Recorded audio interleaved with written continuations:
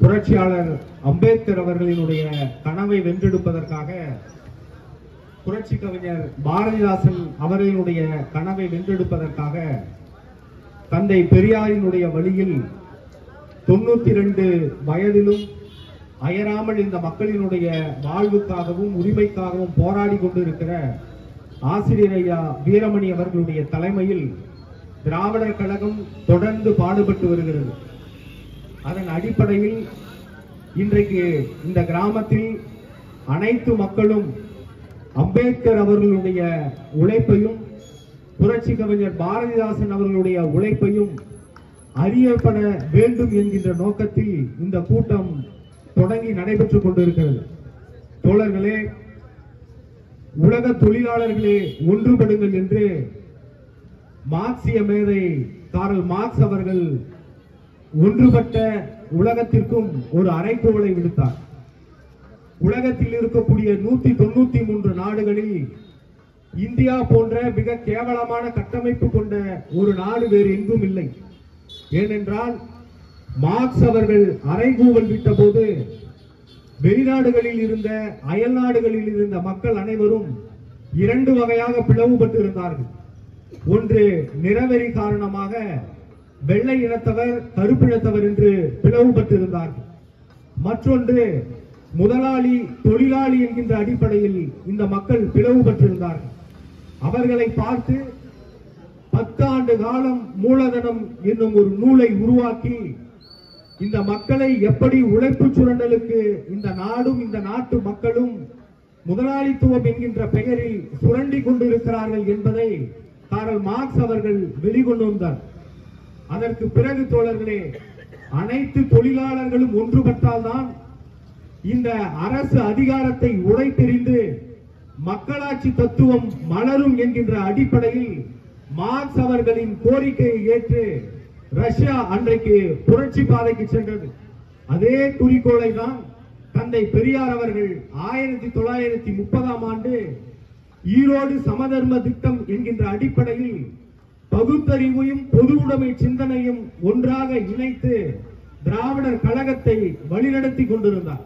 அதற்கு பிறகு தந்தை பெரியார் பேசியதை, தந்தை பெரியார் எழுதியதை, திராவிடர் கழகம் தீட்டிய அனைத்து தீர்மானங்களையும் தன்னுடைய கவிதைகள் மூலமாக வடித்து கொடுத்த திராவிட கவிஞர், மகா கவிக்கெல்லாம் மகா கவியாக இருக்கக்கூடிய புரட்சி கவிஞர் பாரதிதாசன் அவர்கள் திராவிடர் கழகத்தினுடைய கொள்கைகளையும் சமத்துவத்தையும் பொது உடைமை சிந்தனையையும் சாதி மறுப்பையும் மத மறுப்பையும் தொடர்ச்சியாக இந்த மக்களுக்கு எடுத்து சொன்னார். ஆனால் அனைத்து நாடுகளிலும் கம்யூனிசம் ஏற்கப்பட்டது, பொது உடைமை சிந்தனை ஏற்கப்பட்டது.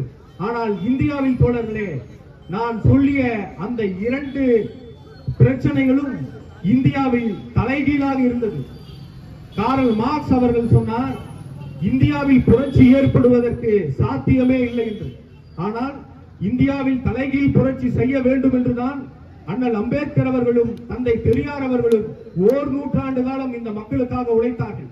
காரல் மார்க்ஸ் அவர்கள் சொல்லியது போன்று இந்தியாவில் புரட்சியே ஏற்படாது என்றால் அதற்கான காரணம் என்னவாக இருக்கும்?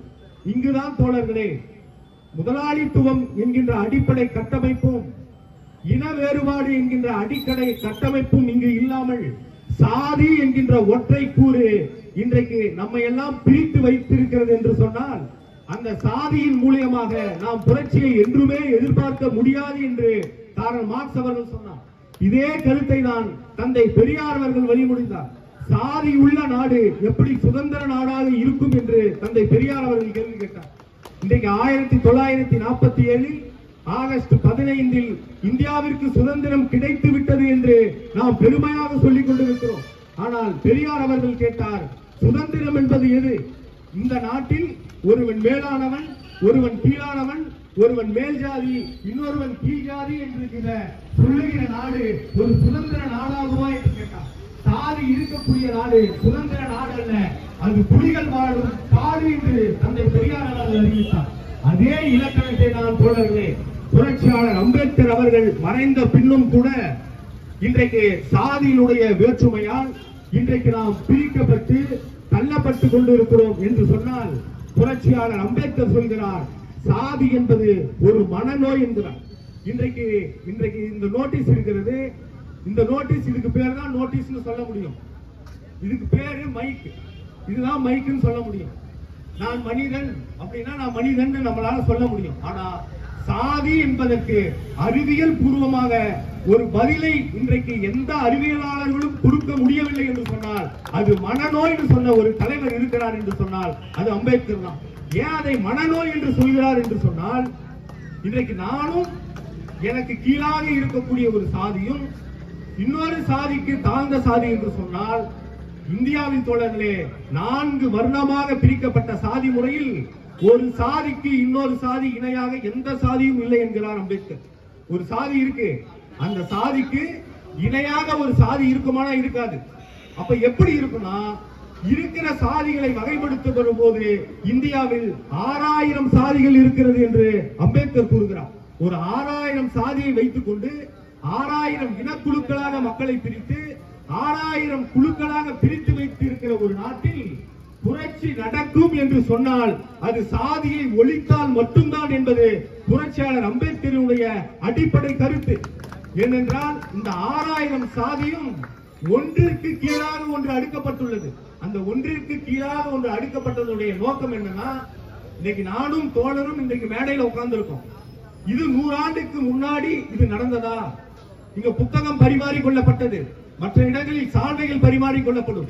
ஆனால் திராவிடர் கழக கூட்டங்களில் புத்தக வெளியீடு என்பதும் புத்தகங்கள் பரிமாறிக்கொள்வது என்பதும் அறிவை வளர்ப்பதற்கும் நம் பகுத்தறிவு சிந்தனையை தூண்டுவதற்குமாகத்தான் இருக்கும். அந்த வகையில் இன்றைக்கு புத்தகங்கள் வழங்கப்பட்டது. இன்றைக்கு தோழர் பக்கம் இருக்கக்கூடிய அமர்ந்திருக்கக்கூடிய தோழர் அவர் என்ன சாதின்னு அவருக்கு தெரியாது. அவர் கருப்பு சட்டை அணிஞ்சிருக்காரு. கருப்பு சட்டை அணிஞ்ச சாதியினுடைய பக்கத்தில் ஒரு வெள்ளை சட்டைக்காரர் இருக்காரு. அவரு என்ன சாதின்றது அவருக்கு கவலை இல்லை. இப்படி 100 ஆண்டுகளுக்கு முன்னால் இந்த சமூகம் இருந்திருக்குமா என்று சொன்னால், தோழர்களே, நீதி கட்சி என்கின்ற ஒரு அமைப்பு தோன்றுவதற்கு முன்பு வரை பஸ்ஸில் பயணிப்பதற்கு சூத்திரர்களுக்கு இடமில்லை என்று சொல்லி வைத்த நாடுதான் இந்த இந்தியா. சூத்திரர்களுக்கு பேருந்தில் பயணம் செல்ல அனுமதி இல்லை என்பதை மாற்றி காட்டியது நீதி கட்சி. நீதி கட்சியினுடைய தொடர்ச்சி தான் இன்றைக்கு தந்தை பெரியார், பிறகு பேரறிஞர் அண்ணா என்று வழிநெடுகளும் டாக்டர் கலைஞர் வரைக்கும், இன்றைக்கு தளபதி மு.க. ஸ்டாலின் அவர்கள் வரைக்கும் நீதி கட்சியை அடிப்படையாக கொண்டு சாதி ஒழிப்பிலும் சமூக நீதியிலும் இந்த மக்களுக்கு இடஒதுக்கீடு கிடைக்கப்பட வேண்டும். இடஒதுக்கீட்டின் மூலமாக கல்வியிலும் வேலைவாய்ப்பிலும் உயர் படிப்புகளுக்கு செல்ல வேண்டும் என்று 1 நூற்றாண்டு காலம் இந்த திராவிட இயக்கம் இந்த மண்ணில் பாடுபட்டுக் கொண்டிருக்கிறது என்று சொன்னால், அதற்கு அடிப்படை காரணம் புரட்சியாளர் அம்பேத்கரும் தந்தை பெரியாரும் என்பதை நாம் மனதில் வைத்துக் கொள்ள வேண்டும். இன்றைக்கு இந்த தலைவர்களை அந்த திசையை மாற்றுவதற்காகவும் அவர்களுடைய கொள்கைகளை எடுத்துச் சொல்வதற்கு மாற்று வழியை தேடுவதற்காக பிஜேபி, ஆர்எஸ்எஸ் போன்ற சங்பரிவார் கும்பல் யாரை பிடித்திருக்கிறது என்று சொன்னால், தோழர்களே, நன்றாக நினைவில் வைத்துக் கொள்ளுங்கள். நமக்கு எதிராக இருக்கக்கூடிய யாரையும் பிஜேபி, ஆர்எஸ்எஸ் கை தொடாது. நம் அருகில் இருக்கக்கூடியவர்களை வைத்துதான் நம் கண்ணை குற்றுவார்கள். அப்படிதான் இன்றைக்கு நடிகர்களையும் புதிய புதிய அரசியல் தலைவர்களையும் தமிழ்நாட்டில் இறக்குமதி செய்து 40க்கு 40 தொகுதிகளிலும் வென்று திராவிட மாடல் ஆட்சியினுடைய நாடாளுமன்ற உறுப்பினர்கள் டெல்லியில் கேட்கக்கூடிய கேள்விக்கு அமித்ஷாவும் மோடியும் பின்வாசல் வழியாக செல்கிறார்கள் என்று சொன்னால் இது நம்முடைய உரிமை பிரச்சனை என்பதை நாம் மனதில் கொள்ள வேண்டும்.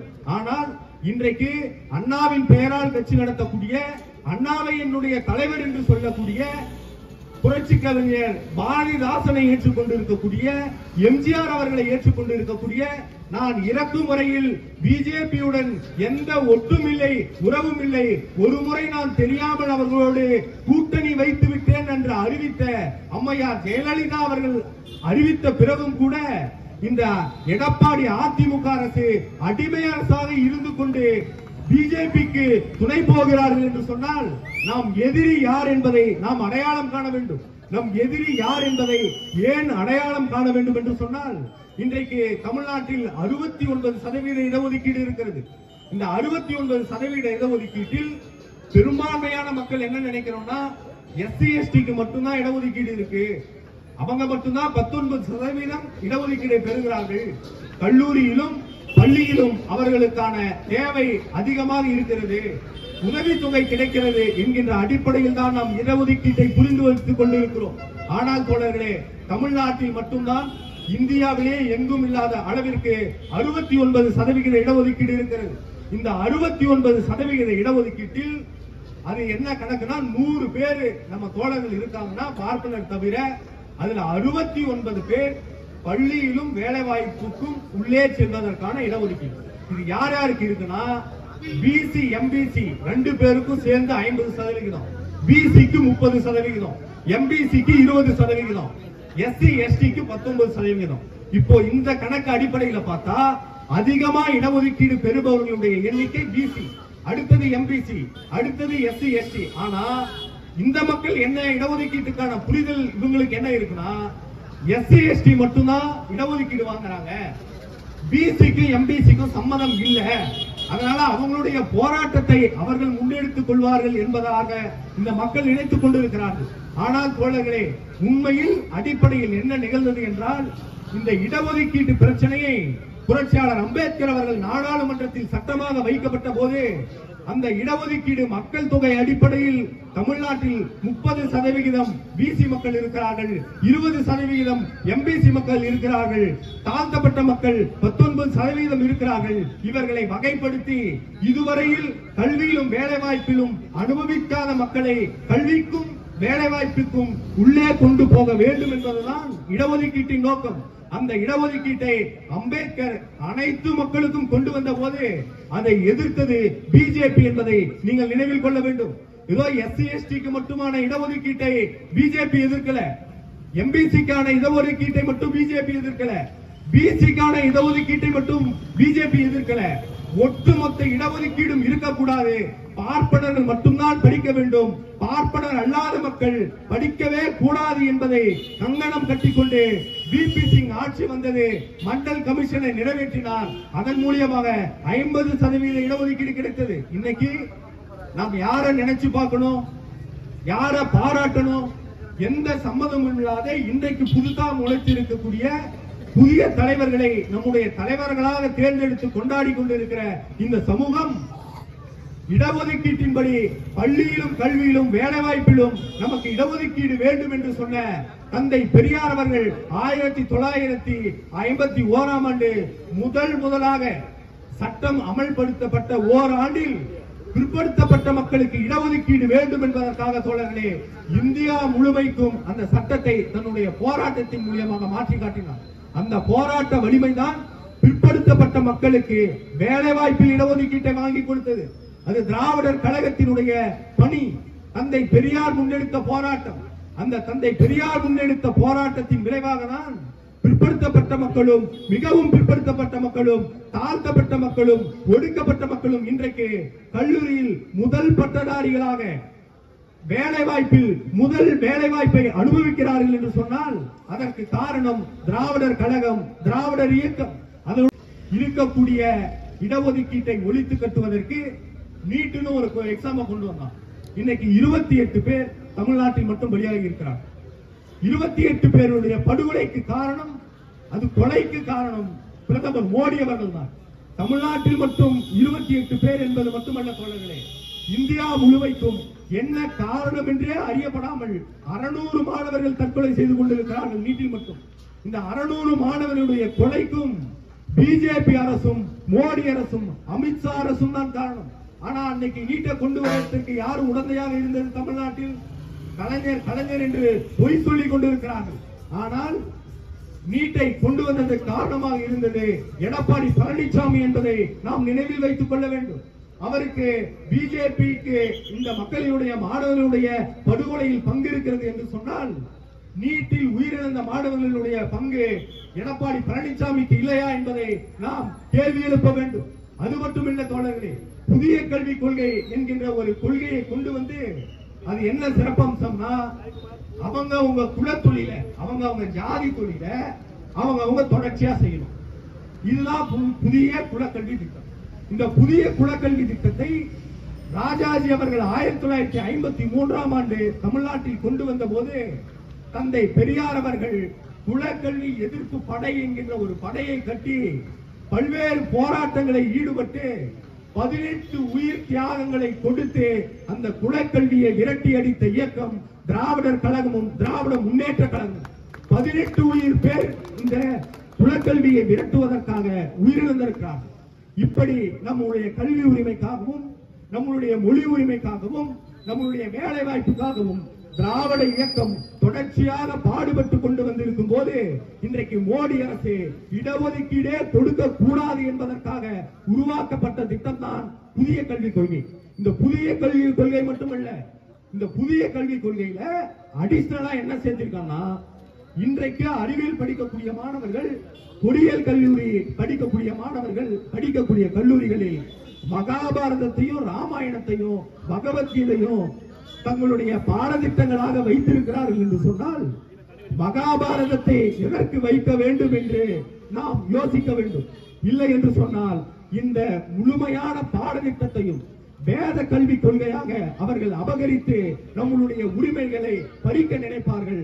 ஆகவே தோழர்களே, தந்தை பெரியாரும் புரட்சியாளர் அம்பேத்கரும் தான் நமக்கான ஆயுதமாக நாம் கையில் ஏந்தி நம்முடைய விடுதலையை பெறுவதற்காக, சாதி ஒழிந்த சமத்துவ ஜனநாயகம் படைவதற்காக, பொது உடைமை சிந்தனை வளருவதற்காக தந்தை பெரியார் பின்னும் பேரறிஞர் அண்ணா பின்னும் திராவிட முன்னேற்ற கழகத்தை ஆதரித்து நாம் எல்லாம் ஒன்றுபட்டு நிற்க வேண்டும். 200 தொகுதிகள் என்பது நம்முடைய இலக்காக இருக்கலாம்.